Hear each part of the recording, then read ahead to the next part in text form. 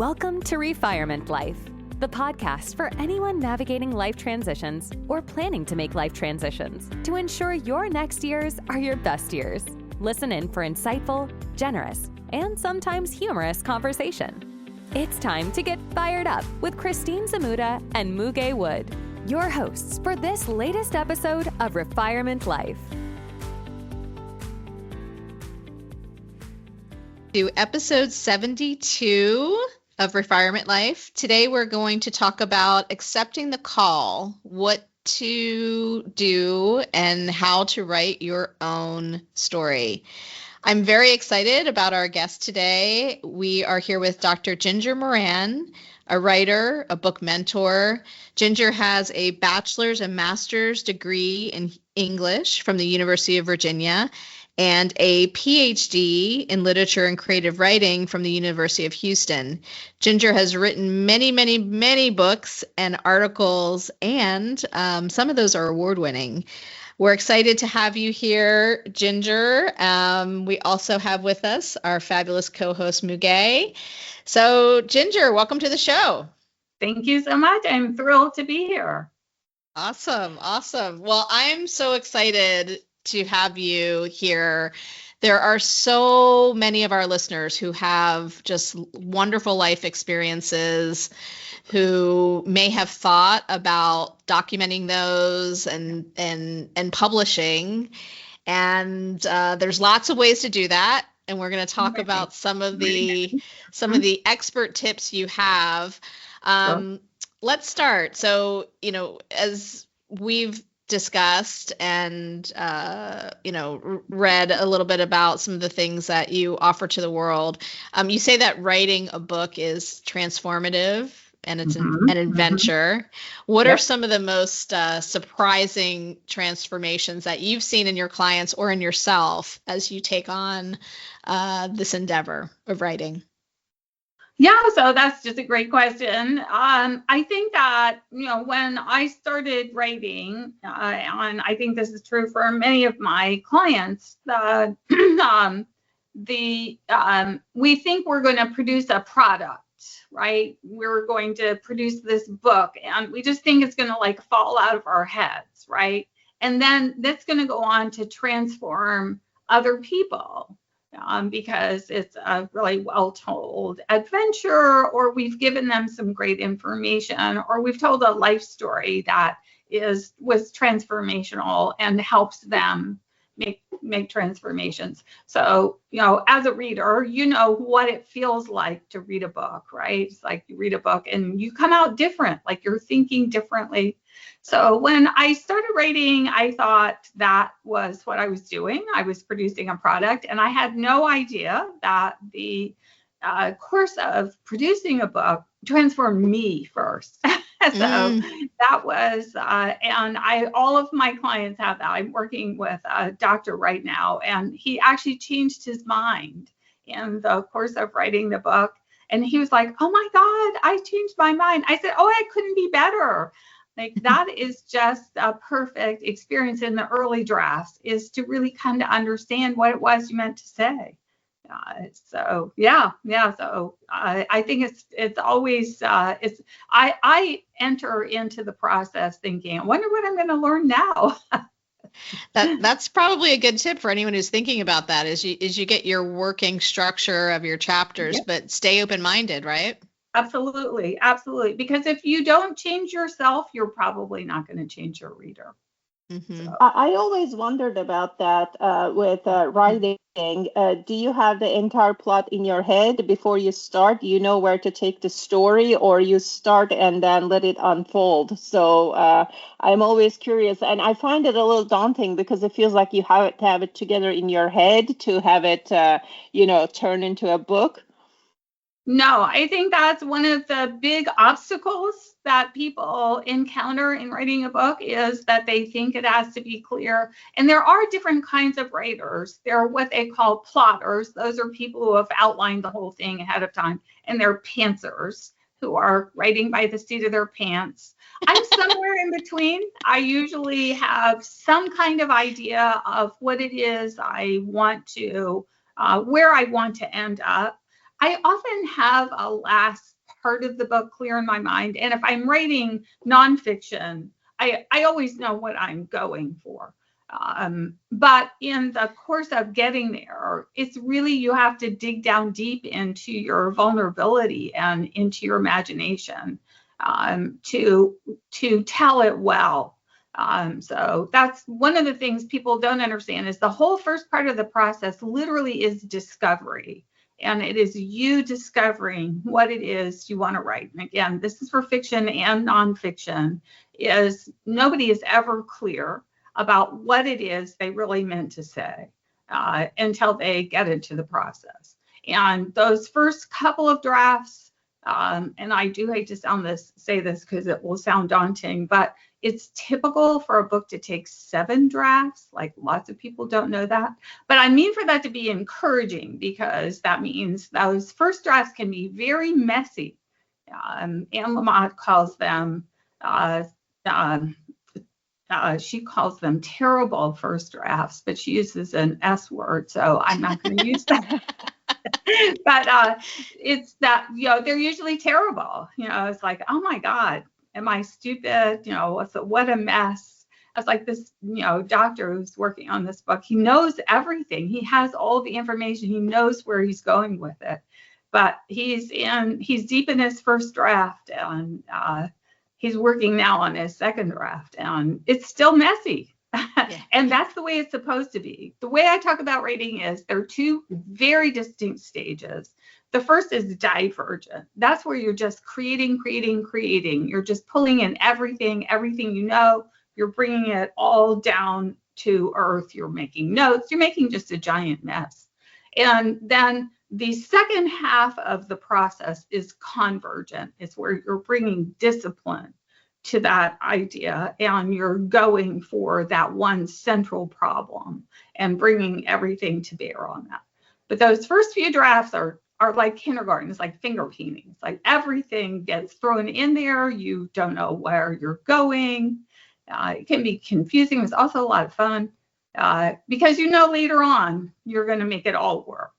Yeah, it's basically, you should enjoy the ride. It's a true creative process, correct? It is a very creative process. It is because you don't really know what you know until you've written it. That's right. I hadn't heard the word plotters or pantsers.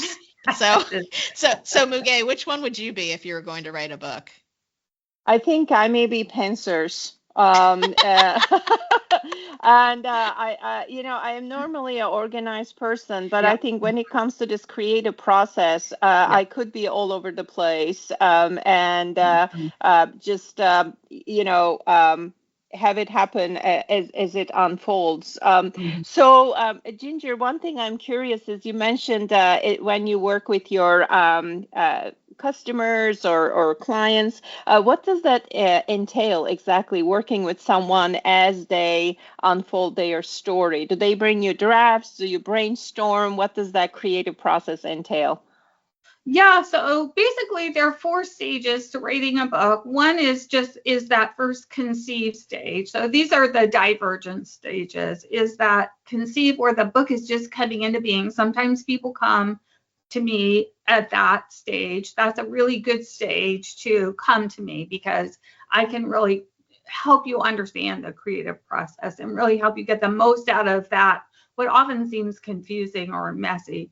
The next stage is the writing stage, where you're writing those first few drafts. And again, I'm super helpful there because I'm reading as you're going and I'm understanding where you're trying to go. So I'm helping you kind of direct that creative process a little bit.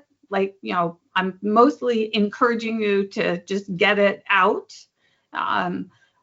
I'm really super helpful by the time you get to the third stage, which is the craft stage. And this is where the discipline comes in. This is when you begin to converge, because we're readers, right? So we think, oh, I know what a book looks like. I'm just going to sit down. It's going to fall out of my head that way. There's nothing in life that doesn't take training, right? Like we wouldn't go into a job thinking, oh, I'll just, I've watched a TV show about this, or I've seen a movie about this, so I'll just be able to do this. It's like, no, you actually have to get trained. I often joke with my clients that,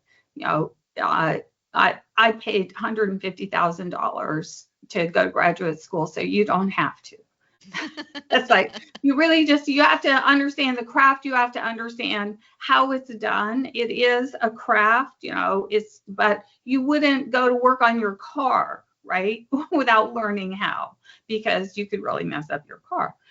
So at that craft stage, it's really important to have somebody. And if I've been there all the way along, I can help that go a lot faster, because by then you're focusing on what I call the problem. There's no such thing as a book of any kind that doesn't have as at its heart a problem, right?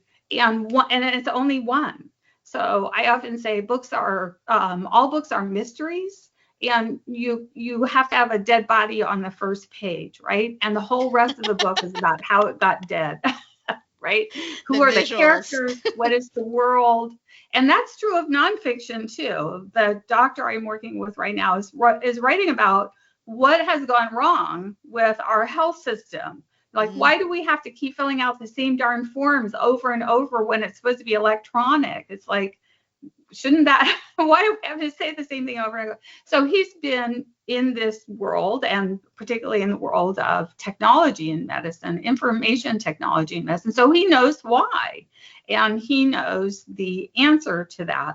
So we're now getting to the point where he's very clear about what caused that problem. But it's taken him a few drafts to really get super clear about that problem. Journalists call it the nut. That is the one thing that this work is about. And then everything has to be brought into service of that one thing. Everything that you need to make that point has to be there, and nothing you don't need can be in there. So after you've taken that whole mass of information and knowledge and research and put it into your messy draft, then you just nail down in one sentence what that is about. What problem are you addressing, and what is your solution, basically? Then your very last stage is preparing it for publication, pitching agents or getting it into shape to self-publish, of the zillions and zillions of different ways of publishing, but deciding on what that path is and really getting the manuscript ready for that state. So people come in anywhere. They can come in for a whole year. I only take 2 people a year because that's a very intensive process. But I do have my academy is really for people who are committed to going through the whole process with expert guidance. But again, that's very, very, very intensive, and it's very hands-on. It's strictly one-on-one. But people can enter that process anywhere.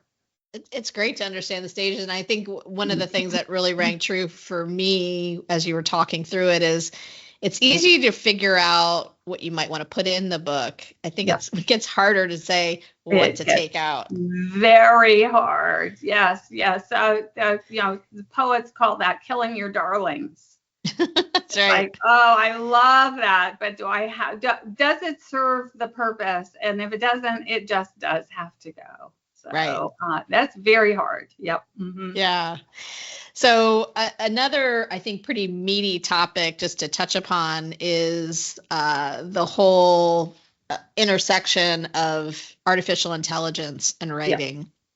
So when you describe literature as holding truth, meaning, and wisdom in a way that technology really can't replicate, what are the implications today, and why is storytelling so important when so many people are using ChatGPT just to crank out content? Yeah. So I will have to say that the people who work with me have to commit to not using ChatGPT, because ChatGPT has it creates content, right? I mean, that's what its whole job is. And it's scraping from a world of content, right? It's taken all the content in the world and put it together. But that means it's taken all the great content and all the bad content, right? So it's going to mush everything together and come out with something that's really, and this is the reason I encourage people, especially in the early parts of the process, not to use it. It's going to come out mediocre. That's because it's all the good stuff and all the bad stuff. When I taught at universities and high level, college prep high schools, and I said, go ahead and use it. You're going to get a C on that paper. They're like, oh my God, I can't possibly get a C. But that's what ChatGPT is. It's going to give you the average, right? Also, it's just wrong. It just makes stuff up. So why would you work with something, that has other uses, but for your own writing? Why would you use something, especially at the beginning, because you're in that creative stage and you're really digging down deep into what's in your own brain? Why would you use something that's both mediocre and wrong? It's like, there's so much work. People are finding they're having to go through stuff that ChatGPT creates and take out, like look up all the stuff that's wrong, because it does. If it doesn't know the answer to something, it'll just fill it in. It'll tell you that there's a quote in The Great Gatsby that's just not there, right? So I don't know if that ever is going to get better, but I would say if you're working on your own stuff, the last thing we need in the world is for your stuff to be mediocre and wrong. Right. So, yeah, it is interesting, Ginger, because that was exactly one of the topics on my mind. And I think maybe it's also how you use it, meaning, ChatGPT, of course, does a beautiful job. It's astounding at times what it comes up with, but it's a derivative of what is out there. So if you're looking to express yourself with original content, I think I completely agree with you. It's really important to honor your own thought process. Having said that, I do use a version of that in the corporation. It's called Copilot, but I use it very limited way, meaning I draft something, let's say an email or a note, and I say, can you rewrite it with conciseness and to exude more excitement or gratitude? And it does a fantastic job of juggling that. And since English for me is a second language, it gives me a lot of confidence to know that, okay, the sentence structure is good, and it just makes it better, the way that it pulls the sentences together. But it is a far different use than authoring something with your name on it that says this conveys my beliefs, my craft, my expertise. So it's almost a bit like a spell check in that sense. Yeah, no, I agree completely. And it's a great spell check, right? It is very, very good at the end parts of the process. Yes, that's right. Because it's unbelievably brilliant at making it look good. Yes, unbelievably Only you brilliant. can make it be good. It can make it look good. And if you start off with it, I heard somebody giving a speech the other night, and she just felt very powerfully that it was a speech that represented herself and was really authentic and was actually really boring. Like it was really, oatmeal. And she said later that ChatGPT had written it. It's like, oh, wait a minute. It's not your heart. It's not your soul. It's not who you are. There's nothing, ChatGPT can't create. It's not possible for it to create. It can't give meaning. That's not its job. So we're asking it to do something that it's not meant to do.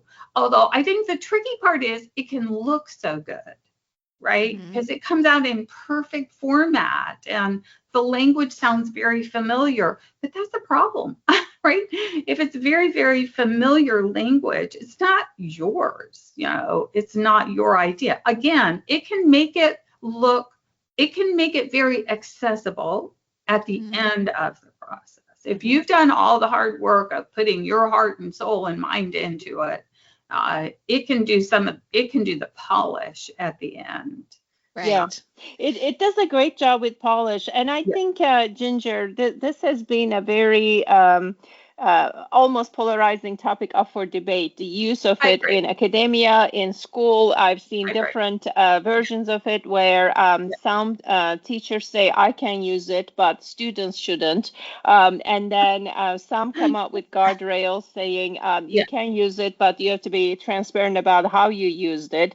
So I think we are still evolving in the use of it, but I completely agree with you. It makes it look exceptionally good. I don't know what Hallmark is thinking about it, but I mean, you can produce beautiful cards with this endlessly. Yeah. Endlessly. And Hallmark movies, right? They're super formulaic. You could crank those out with ChatGPT and, anytime. Yeah, it definitely has its uses. I think the other thing that concerns me, because I've been, mostly a college professor and teaching at high-level high schools, is that they are really showing that your brain's not working, right? They're doing the neuroscience, and writing is thinking. That is what writing is. And if you're skipping that part and coming up with, again, the product, and you're not doing the processing, there's something really fundamental that is being dropped out of the process. Right. And I think especially for young people, you definitely want them to have that discipline of just, it's hard to write a paper. It's hard to write an essay. It's hard to write a speech. Sometimes it's hard to write an email. But like the process of getting it clear in your own mind helps you understand your point better. Yeah, for sure. So it's interesting conversation. I'm glad that you've weighed in and talked about doing the work up front to get your own authentic voice. Absolutely. To really, be able to connect on a more human level, but leveraging ChatGPT or something like that at the end for editing is a good balance, right? Yeah. Now, do you think that the role of editors is now more diminished with that access, or is there still a real strong argument for having a great editor for the new book writer? Yeah, so I think one of the challenging parts of understanding what an editor's role is that there are different kinds of editors, right? So I'm what's called a structural or developmental editor. So I'm working at the highest level of what are you talking about, right? And making sure you have that clear.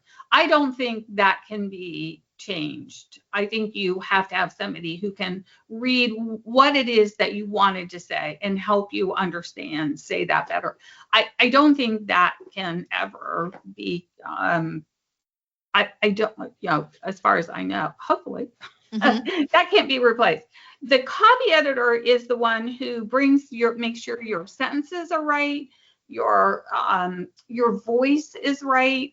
And again, I think it's very hard for ChatGPT to do that because it can't do voice, right? It can imitate voice, but it can't do your voice. You can ask it to make it sound like you're writing. Of course, it's scraped all your writing, so it can maybe approximate it. But again, it's like sentence length, the way that you've said things, your logic. I think it's very hard for it to read that. When you get to the proofreading, probably that can be, turned over to technology. Although, again, I think it's tricky because, this is really where you're at the spell check level. We know how wrong spell check can be, right? It can just not understand the nuance of that word. So I would definitely review even the proofreading. Yeah. A confession from a true pantser. I did write a book. Yeah. But it was just a fun book. It was called The Misadventures of the Hip and Fabulous.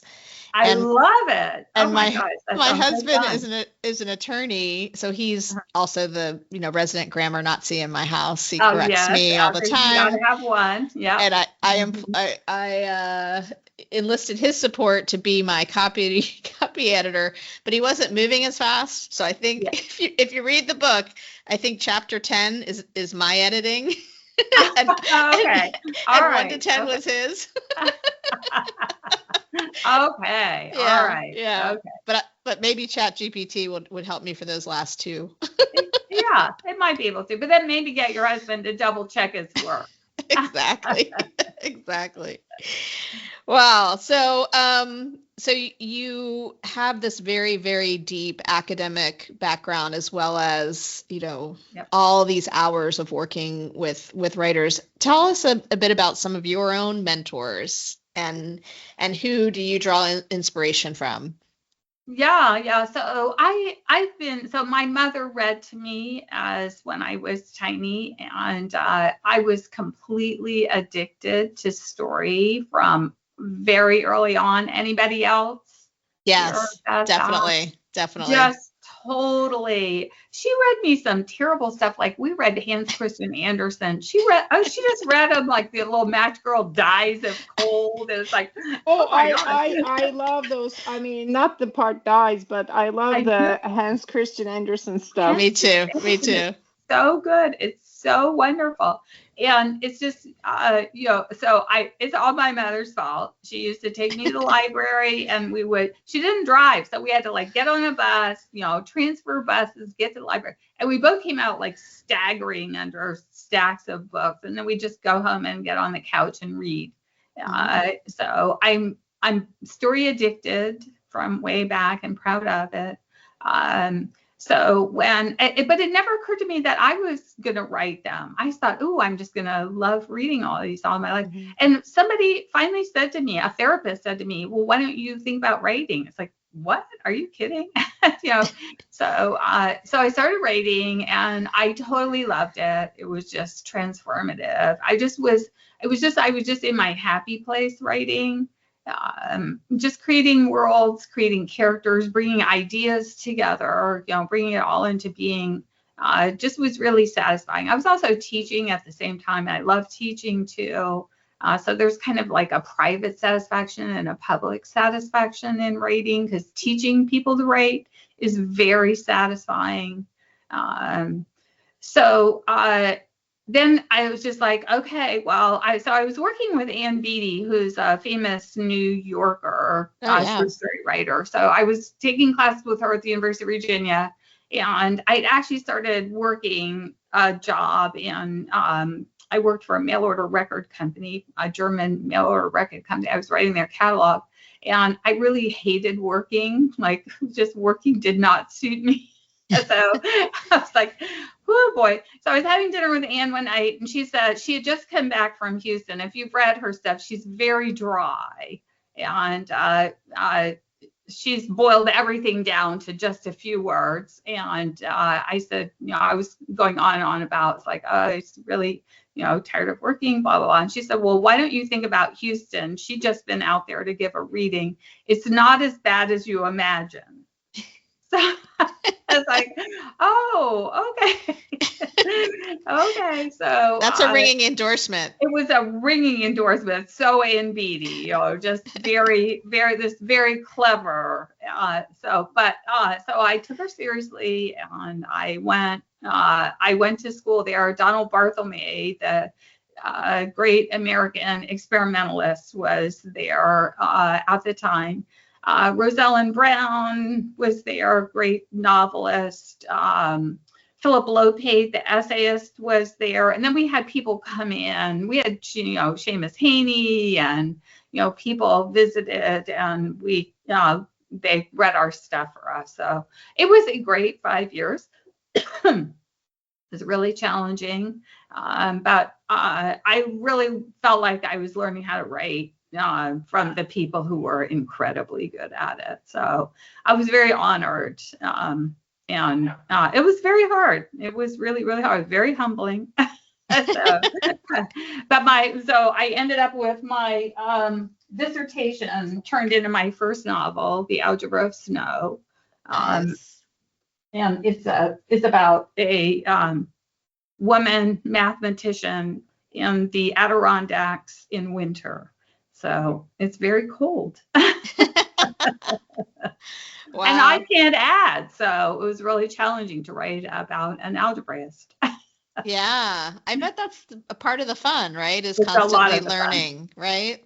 Yeah, luckily I didn't have to learn math. I was in graduate school, so I got I just learned that I used the language of math, which I do love. And then I had a mathematics person from the math department on my dissertation committee. So he read behind me and it's like, okay, you're not too far off. And he would correct me when I just had the math wrong. So that was fun. That was a lot of fun. Well, you mentioned that writing is also humbling. Very. And I think for creatives, whether you are writing your own personal story or just putting words on paper, it's like exposing your soul, right? It is. Yes. It's very deep. It is very deep. And again, this is one of the reasons it's good to have somebody. I'm also trained as a life coach. I'm a Martha Beck life coach. Sometimes in those early parts of the process, it's really important to guide somebody into their vulnerability and into their authenticity, because it sometimes can just feel scary. Like, I never told anybody this, or what if I upset somebody, and to, really work through that. And, is really, that can be very hard. And then I think, people who want to read a book, have lots of reasons why it's challenging or they've put it off. It's hard, right? It's confusing, right? There's so much information out there about how to do it.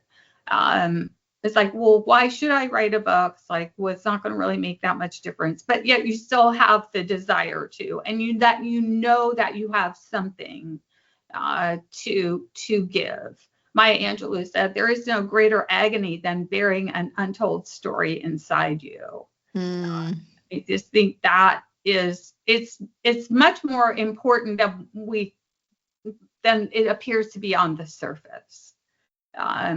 So I think that, it's important to, deal with those issues, and then, really to have an expert guide to kind of say, get it out, get it on the page, go as deep as you can, be as vulnerable as you can. I often tell my clients in those first stages, it's like, you've made this too pretty. Like, you've just made this too superficial. It's like, can you make this worse? Like, can you go deeper? Can you really get to the heart of this? Because you haven't really quite gone there. And then, the other part of the process, which is, well, how much of that do you want to put out in public? Then you can trim it back and be, discriminating. But you have to go there first. And I think that's something that Chat GPT or the AI bots can't do. Your experience and your ability to just push someone harder. And I'm sorry, Muge, were you going to say something?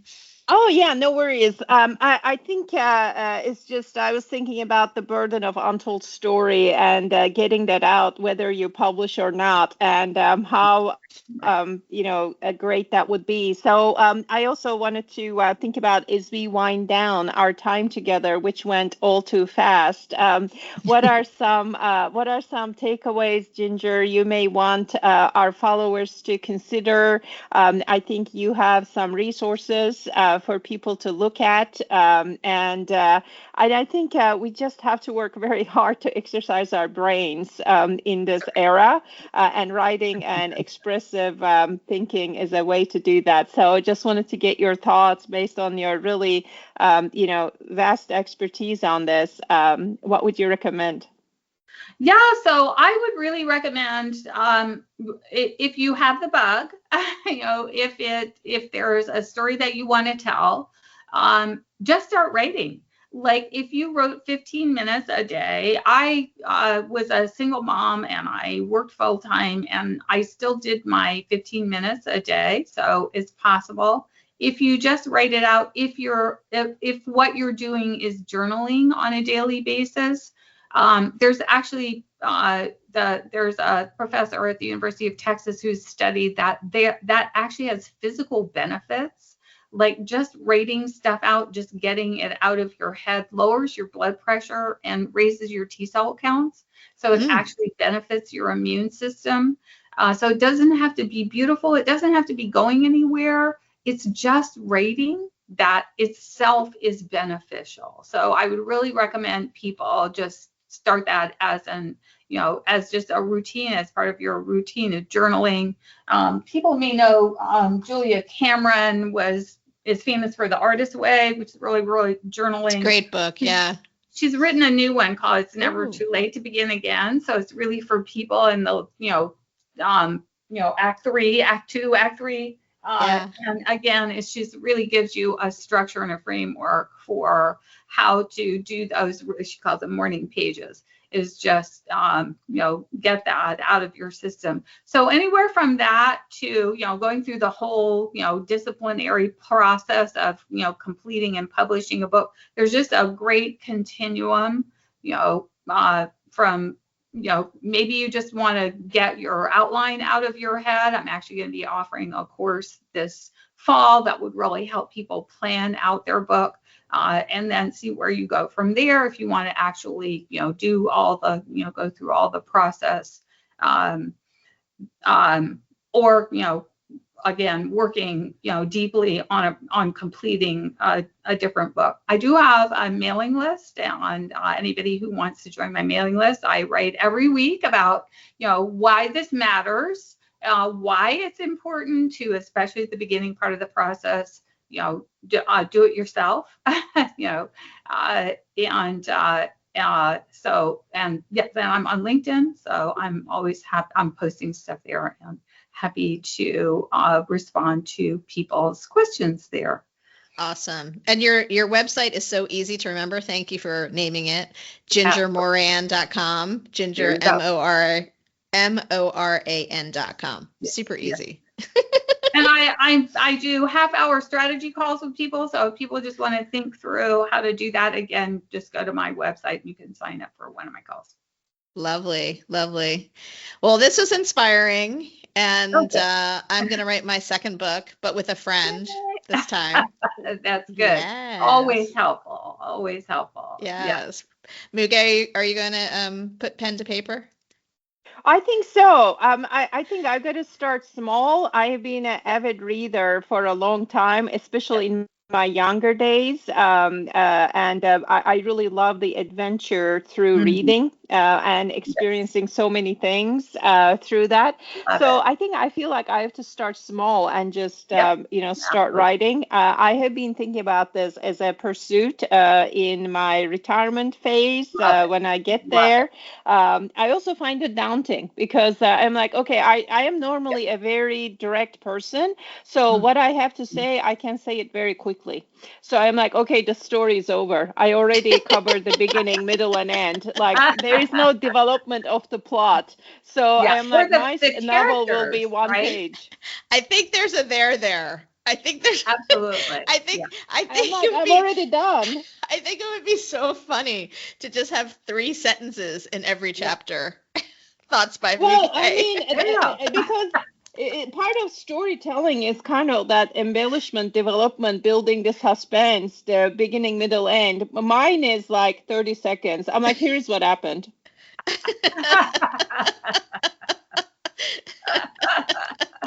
Yeah, you're going to cut to the chase.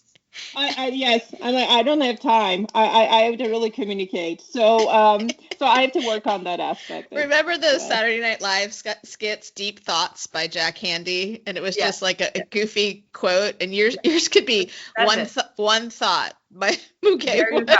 Yeah, well, that's why I am finding the picture books appealing, like the visual aid, a sentence per page. There may need to be a bit of a grown-up version of that, but I am finding the appeal in that visual aid followed by a sentence. Yeah. Perfect. Yeah, I love it.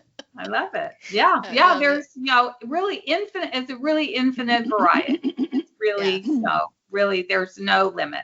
That's creativity. Is no limit.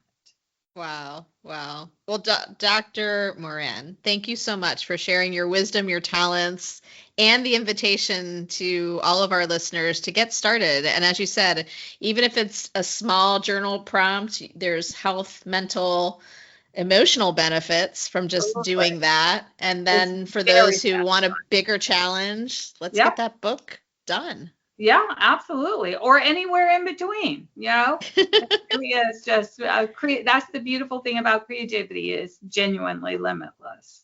Lovely, lovely. All right. So with that, we will put Ginger's link in the in our show notes. And folks can certainly subscribe. I encourage you to do that.